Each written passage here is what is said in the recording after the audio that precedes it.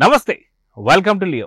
మనతో ఉన్నారు senior journalist Hemasundar గారు. సార్ నమస్తే. నమస్తే. సార్, మొత్తానికి ఇప్పటిదాకా రీ రిలీజ్ చాలా వరకు వచ్చాయి. అది హీరో బర్త్డే గురించి కావచ్చు, లేకపోతే సినిమాకి సంబంధించి 10 సంవత్సరాలు లేదా 25 సంవత్సరాలు అలాంటి సినిమాలు వస్తున్నాయి. అయితే ఇప్పటి నుంచి రీ రిలీజ్ కాబోయే సినిమాలు మాత్రం ఇంకా చాలా పెద్ద పెద్ద సినిమాలు అంటున్నారు. దానికి స్పెషల్ అపీరెన్స్ ఉందని చెప్పి అంటున్నారు. మొత్తానికి ఎందుకు సినిమాలు రీ రిలీజ్ చేస్తున్నారు, ఏంటి దాని అనుకున్నటువంటి కథ అంటే ఏం చెప్తారు? అంటే ఒక సినిమా రీ రిలీజ్ చేయాలంటే 4K వెర్షన్ కన్వర్ట్ చేయాలి. ఎందుకంటే అప్పట్లో డిజిటల్ లేదు కాబట్టి జగదేక వీడియోలో ఉన్న సినిమాని మరి 4Kగా మార్చుకుని చేయాలంటే కానీ ఖర్చుతో కూడిన వ్యవహారం ఇదంతా. అంత ఆషామాషిగా లేదు. మరి దానికి DTS, డాల్బీ సౌండ్ సిస్టము ఇవన్నీ చేసుకుంటూ చేస్తున్నారు. ఇంకోటి ఏంటంటే ఎడిషనల్గా 3D వెర్షన్లో కూడా రిలీజ్ కాబోతుంది. జగదేక వీడియోలో సుందరి రిలీజ్ అయ్యి రేపు May 9కి 35 ఏళ్ళు అవుతుంది. మరి ఈ సందర్భంగా వాళ్ళు జనరల్గా అయితే May 9ని విశ్వంబర వచ్చేస్తుందన్నారు. చిరంజీవి సినిమా అది పక్క వెళ్ళిపోయింది. అలాగే పవన్ స్టార్ పవన్ కళ్యాణ్ హరిహర వీరమలు రాబోతుందన్నారు, అది పక్క వెళ్ళిపోయింది. ఈ రెండు పక్క వెళ్ళిపోవడం, ఈ సినిమా ముందుకు రావడం అనేది జరిగింది. జగదేక వీడియోలో సుందరి అప్పట్లో మరి చిరంజీవి గారు శ్రీదేవి కాంబినేషన్లో సినిమా అది. దాని వెనకాల అతిరథ మహారథులంతా పనిచేశారు. Banner Vyjayanthi banner.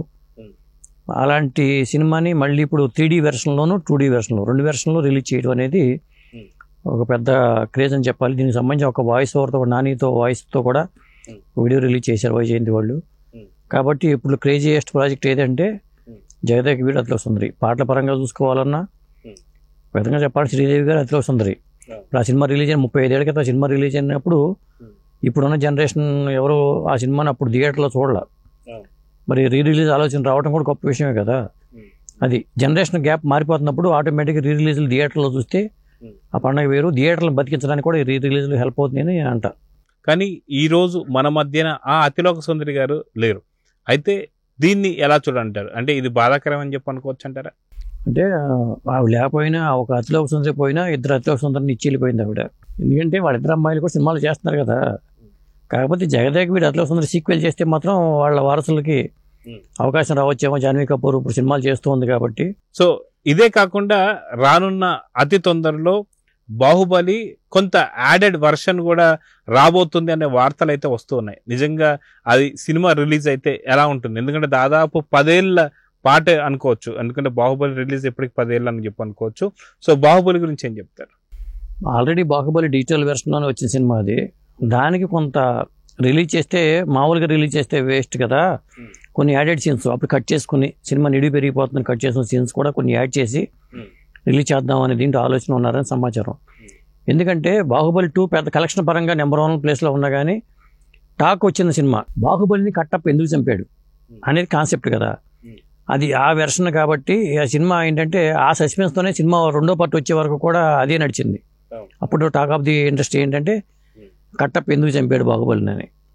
కాబట్టి ఆ సినిమాని మరి కొత్తగా రిలీజ్ చేయడం అనేది 10 ఏళ్ళు అయిపోతున్న సందర్భంగా 2015లో రిలీజ్ అయిన సినిమా అక్టోబర్కి మళ్ళీ అక్టోబర్కి ఆ సినిమా రిలీజ్ చేద్దామని ప్లాన్లో మేకర్స్ ఉన్నారు. ఆ కార్యక్రమాలు అయితే ఫాస్ట్గా జరుగుతున్నాయి. ఆ అప్డేట్ అయితే అఫీషియల్గానే వచ్చింది. మరి దాంతోపాటు సెకండ్ పార్ట్ కంక్లూజన్ కూడా రిలీజ్ చేయబోతున్నారు అనేది కూడా ఇంకొక టాకు. అంటే 2 వెర్షన్లు కూడా ఒకేసారి తీసుకురాబోతున్నారు. కాకపోతే రెండింటికి నిర్మాణ పరంగా గ్యాప్ కూడా ఉంది కదా. ఆ గ్యాప్ ఉన్నా కానీ ఇదే టైంలో రిలీజ్ చేయడం బెటర్ అనే ఉద్దేశంతోనే బాహుబలి 1, బాహుబలి 2 రెండు కూడా అక్టోబర్లో రిలీజ్ చేయబోతున్నట్టుగా సమాచారం అయితే ఉంది. అయితే ఈ సినిమాలే కాకుండా అతడు కావచ్చు, ఇలాంటి మిగతా సినిమాలు చాలా వరకు కూడా రీ రిలీజ్లో మనకి పండగ కనిపిస్తూ వస్తుంది. మొత్తానికి రీ రిలీజ్ వల్ల ఏంటి స్పెషల్ అంటే దేంటి ఇండస్ట్రీకి కావచ్చు లేదంటే అభిమానులకు కావచ్చు ఉన్నటువంటి ఒక లాభం ఏంటంటే ఏం చెప్తారు? ఖచ్చితంగానండి. థియేటర్ల పరంగా స్టార్ హీరో సినిమాలు థియేటర్లో చాలా తక్కువ వస్తున్నాయి. ఎందుకంటే 2 ఏళ్ళకి 3 ఏళ్ళ సినిమాలు చేస్తున్నారు. థియేటర్లకి మేత కావాలి కదా. మేత కావాలంటే కనీసం రీ రిలీజ్లు ఆదుకుంటున్నాయని చెప్పాలి. బాలకృష్ణ గారు చెన్నకేశ్వరరెడ్డి రిలీజ్ చేసినప్పుడు ఎంత హడావిడైందో తెలుసు, ఎంత కలెక్షన్ వచ్చిందో తెలుసు. అట్లాగే పోకిరి సినిమా, మహేష్ బాబు పోకిరి సినిమా రీసెంట్గా మరి ఒక్కడు భరత్ అనే నేను కూడా రిలీజ్ చేశారు. మహేష్ బాబు సినిమాలు లేవు కాబట్టి అభిమానులకు మాత్రం కొంత, ఎందుకంటే అభిమానులకు కూడా సినిమా కావాలనుకుంటారు. ఇంత గ్యాప్ వస్తున్నప్పుడు మరి అభిమానులకు సంతృప్తి పరచాలి కాబట్టి ఆ విధంగా కూడా కొంత సాటిస్ఫై చేస్తున్నాయని చెప్పాల్సి వస్తుంది. ఇక భాషా సినిమాని కూడా మన ఈ మధ్యన 4K వెర్షన్లో రిలీజ్ చేస్తామని చెప్పారు. బుక్ మై షోలో భాష రీ రిలీజ్ కనిపించింది కానీ మాయమైపోయింది. మరి ఎక్కువ సినిమాలు వస్తున్నాయని థియేటర్లు బాగా బుక్ అయినాయి, టికెట్స్ సీట్లు అవి బాగా బుక్ అయ్యాయి కానీ దాన్ని తీసేశారు దాంట్లో నుంచి. అంటే ఆపారా లేకపోతే ఏం చేశారో వేసి మళ్ళీ ఆపారా తెలియదు. కాకపోతే దేశముద్ర సినిమా, అతడి సినిమా ఇట్లా వరుస పెట్టి చాలా సినిమాలు అయితే ఈ నెలలో, ముఖ్యంగా మే నెల అంతా రిలీజ్ పర్వని చెప్పాల్సి వస్తుంది. ఎందుకంటే పిల్లలు కూడా సెలవులు కాబట్టి, సినిమాలు కూడా ఎక్కువ లేవు కాబట్టి రిలీజ్లు అనేవి ఆదుకుంటున్నాయి, థియేటర్లను ఆదుకుంటున్నాయి, అభిమానులని కూడా ఆదుకుంటున్నాయి. అదే అండి రిలీజ్ పర్వం ఇక్కడతో ఆగనుందా, లేదంటే ఇది కంటిన్యూ అవబోతుందా? ఇది ఇండస్ట్రీకి మంచి చెడు అంటే ఏం చెప్తారు? ఒక విధంగా మంచిదండి, కానీ ఎన్నాళ్ళు పాటు రిలీజ్ చేసుకుంటూ చేస్తారో, సినిమాలు పెంచుకోవాలి. ఇప్పుడు రిలీజ్ ఎట్టాగో యూట్యూబ్లో చూస్తున్నారు, ఓటీటీలో చూసారు, చూసిన సినిమానే రెండోసారి థియేటర్గా చూడాలని అవసరం లేదు కదా. సినిమాల సంఖ్య, నిర్మాణాల సంఖ్య పెరగాలి, పెరిగి రిలీజ్ని తగ్గించుకోవాలి. అప్పట్లో కూడా మా చిన్నప్పుడు కూడా రిలీజ్ సరికొత్త కాపీ అంటూ రిలీజ్ చేసేవాళ్ళు, ప్రింట్ రీప్రింట్, కొత్త ప్రింట్, నెగిటివ్ ఎక్కడ ఉంటుంది ఆ నెగిటివ్తో కొత్త ప్రింట్ వేసుకుని చేసేవాళ్ళు. అప్పట్లో కొత్త ప్రింట్ లేకపోతే మాత్రం సినిమా కట్ అయిపోయింది, చాలా చోట్ల ఫిల్మ్ పాడైపోయి, చాలా చోట్ల షోలు పడిపోయి, బాగా ఎక్కువ రోజులు ఆడిన సినిమాలు అన్నీ 100 రోజులు 200 రోజులు సంవత్సరం పాటు ఆడిన సినిమాలో అదే ప్రింట్ వేస్తే సినిమా కట్ అయిపోయింది, మాటి కట్ అయిపోవడం, అది అతికించుకుని మళ్ళీ వేయటం ఇలా జరిగేది. దాన్ని చేయడానికి ఏం చేసేవాళ్ళు అంటే మళ్ళీ సరికొత్త కాపీ నెగిటివ్ తెచ్చుకుని సరికొత్త కాపీని వేసేవాళ్ళు. ఇప్పుడంతా మొత్తం మారిపోయింది, డిజిటలైజ్ అయిపోయింది, 4K వెర్షన్స్ వచ్చేసినాయి, డాల్బీ అట్మాస్ ఇట్లాంటివన్నీ వచ్చేసినాయి. ఈ మోడర్న్ టెక్నాలజీతో పాత సినిమాలు కాకపోతే భవిష్యత్తులో కూడా ఇది ఆగదు నేను అనుకోవటం. ఎందుకంటే పాత సినిమాలు మిస్సమ్మ, గుండమ్మ కథ లాంటి సినిమాలను కూడా ఏ టెక్నాలజీతో రిలీజ్ చేసే అవకాశాలు కూడా ఉండొచ్చు. అది లేకపోలేదని మనం చెప్పలేము. ఎందుకంటే ఖచ్చితంగా ఆ సినిమాలని, ఆర్టిస్టులను కూడా మళ్ళీ మనం కొత్త సీసాల పాత సారా అంటారు కదా, అట్లా చెప్పి ఆ పాత సినిమాలన్నీ కూడా కొత్త సినిమాలుగా మారిపోయి మన ముందుకు వచ్చిన ఆశ్చర్యపడక్కర్లా. అయితే మే 9 వచ్చేసరికి జగదేక వీరుడు అతలోక సుందరి రిలీజ్ అయ్యి దాదాపు 35 ఏళ్ళు. సో ఈ సినిమా రిలీజ్ అయినప్పుడు అప్పుడున్నటువంటి ఒక ఏదైతే వాతావరణ పరిస్థితులు అయితేనో పెద్ద తుఫాన్లో, పెద్ద వరదల్లో సినిమా వచ్చిందని, అప్పటికి ఈ సినిమా ఇక ఆడదు, ఫ్లాప్ అవబోతుంది అని చెప్పేసి అనుకున్న కాస్త అలాంటి వరదల్లో కూడా super duper block buster hit అయినటువంటి సందర్భం. సో అదే కాకుండా మే 9th వచ్చేసి కల్కి సినిమా కూడా మే 9th రాబోతుంది అని చెప్పేసి అన్నారు, కానీ అనుకోకుండా జూన్ 27th రిలీజ్ అయింది.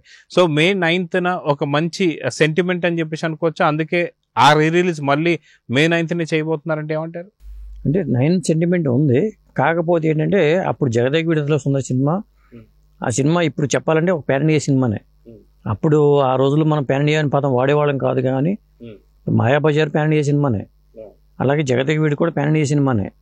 ఇప్పుడు మనం ఈ మధ్యకాలంలో వచ్చే సినిమాలే పాన్ ఇండియా సినిమాలో, బాహుబలి తర్వాత వచ్చిన సినిమాలన్నీ పాన్ ఇండియా అనుకుంటున్నాం, కానీ కాదు చెప్పాలంటే. అప్పట్లోనే ప్యాడింగ్ ఆర్టిస్ట్ అమరీష్ పూరి, దాని వెనకాల పనిచేసిన వాళ్ళు ఎండమూరి వీరేంద్రనాథ్ గారు, సత్యానంద్ గారు, ఇట్లా అతిరథ మహారాజులంతా పనిచేశారు, రాఘవేంద్ర గారు వీళ్ళంతా పనిచేశారు. శ్రీదేవి మరి బాలీవుడ్ నటిగా చెప్పాలి, మరి అలాంటి నటి పనిచేసింది. అమరీష్ పూరి లాంటి దిగ్గజాలు దీంట్లో నటించారు. కాబట్టి ఆ సినిమా చిన్న చిత్ర సినిమా కాదు, అది పాటల పరంగా తీసుకున్నా ఎట్లా తీసుకున్నా కానీ ఒక చాలా పెద్ద సినిమా అని చెప్పాలి. సో చూద్దాం సార్, ఖచ్చితంగా మే 9th రిలీజ్ కాబోతున్నటువంటి ఒక జగదేక వీరుడు అతలోక సుందరి మళ్ళీ 4K 3D వెర్షన్లో ఈ సినిమా ఎట్లా చేశారనేది మరి మాకు తెలియదు, కానీ నార్మల్ సినిమా 3D వెర్షన్కి ఎట్లా కన్వర్ట్ చేశారనేది. అంటే ఇది పాతకాలం సినిమా, ఫస్ట్ 3D అనుకోవచ్చా? రిలీజ్లో ఫస్ట్ 3D అనుకోవచ్చు. రిలీజ్ల పరంగా చూసుకుంటే ఫస్ట్ 3D సినిమా అనుకోవాలి. అదండి. సో చూద్దాం సార్, మొత్తానికి మే 9th బుకింగ్స్ ఎలా బుక్ అవబోతున్నాయో చూద్దాం. మరి నమస్తే. నమస్తే అండి.